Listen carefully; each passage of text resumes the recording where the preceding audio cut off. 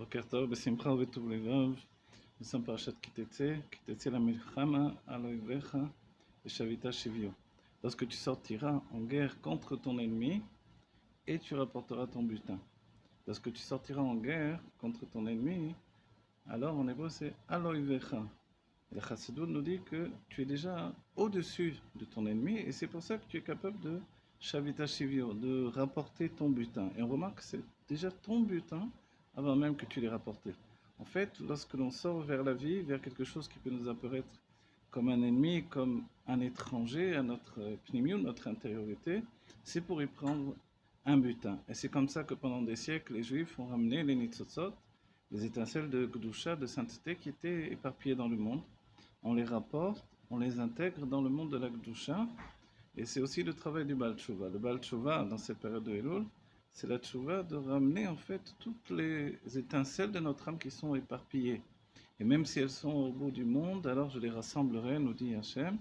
C'est cette part de nous-mêmes qui peut s'éparpiller par les influences qui sont jetées dans la réalité. C'est-à-dire comme les actions aujourd'hui immatérielles que l'on fait par Internet, par exemple, les actions que l'on fait par le biais de l'argent, toutes ces actions qui sont un moyen de répandre notre âme dans la réalité, ces actions font que l'on s'éparpille également. Notre travail par la tchouva, c'est de ramener tout vers le service de Dieu. Donc, Bishvili livra haolam, pour moi le monde a été créé. Bishvili, c'est aussi l'étymologie de shvil. Le shvil, c'est un chemin. Par mon chemin, le monde a été créé. C'est comme ça que je dois travailler le travail qui me revient.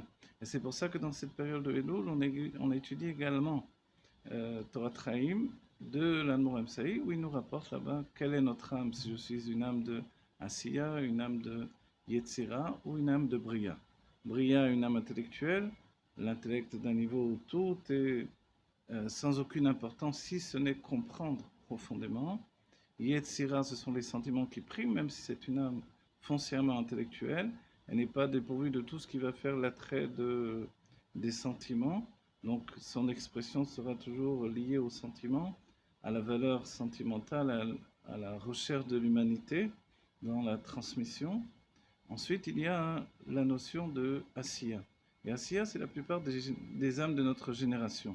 C'est pour ça que, on va dire, le proverbe même du travail de notre génération, c'est un proverbe qui vient du Zohar, Aïkar ou Amaase, l'essentiel c'est l'action. Par l'action, on accomplit l'essentiel parce qu'on touche à l'essence de Dieu.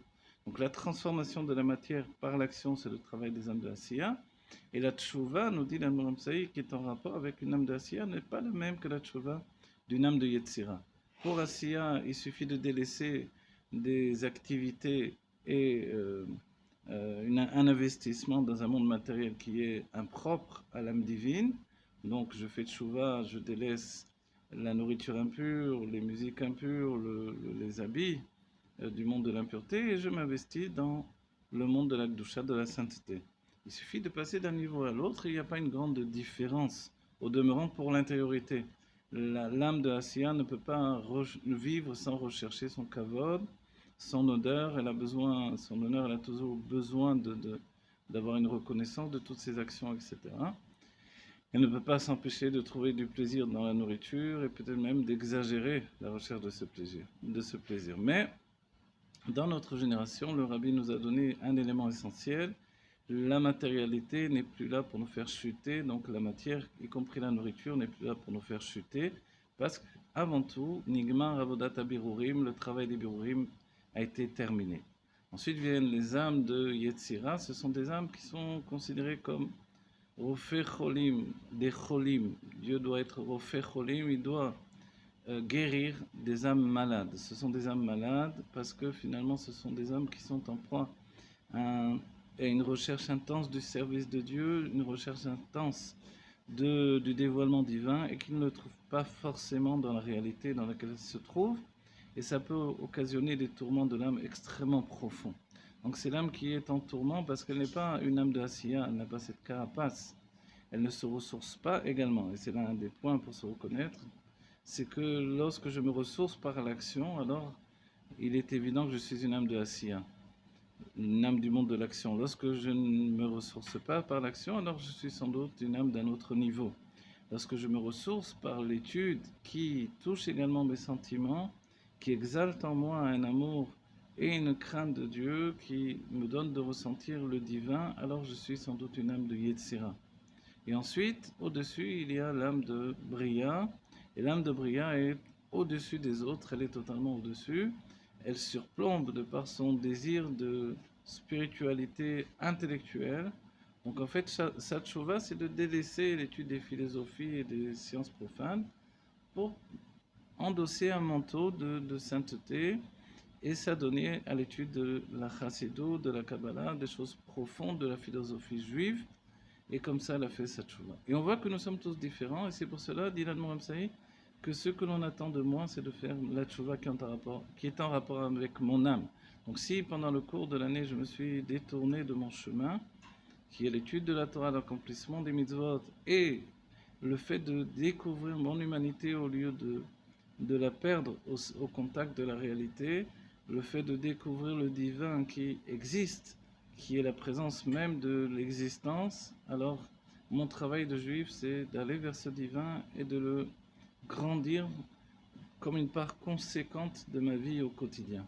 Voilà, que chacun d'entre nous ait cette force d'accéder à ce dévoilement divin.